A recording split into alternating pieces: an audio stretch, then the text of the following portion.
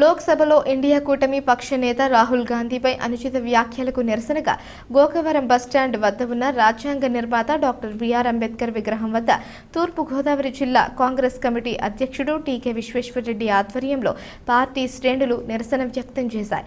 అనుచిత వ్యాఖ్యలు చేసిన వారిపై ఆయన చర్యలు తీసుకోవాలని ఆయన డిమాండ్ చేశారు. ఏపీసీసీ అధ్యక్షురాలు వైఎస్ షర్మిలారెడ్డి ఆదేశాల మేరకు జిల్లా వ్యాప్తంగా కాంగ్రెస్ శ్రేణులు నిరసన వ్యక్తం చేస్తున్నాయన్నారు.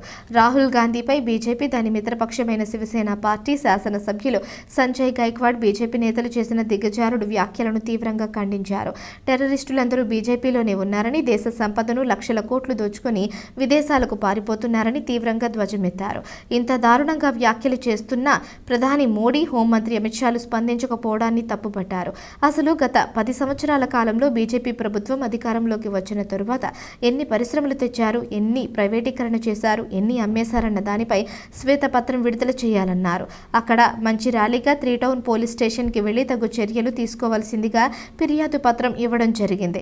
మోతా శారద, డాక్టర్ వైఏ వడయార్, కాకర్ల హరిబాబు, వెలగ రామకృష్ణ, నల్లా వీర్రాజు, గుత్తికొండ సూరిబాబు, పాక చిన్నబ్బాయి, గంధం బాబూజీ, బిల్డర్ బాబీ, జొన్నకుటి రవికుమార్, చీకట్ల వెంకన్నబాబు, కాంగ్రెస్ సీనియర్ నాయకులు అబ్దుల్లా షరీఫ్, కిషోర్ కుమార్ జైన్, అబ్దుల్ జవ్వార్, కాటం రవి, బెజవాడ రంగారావు, పాపోలు గంగారావు తదితరులు పాల్గొన్నారు.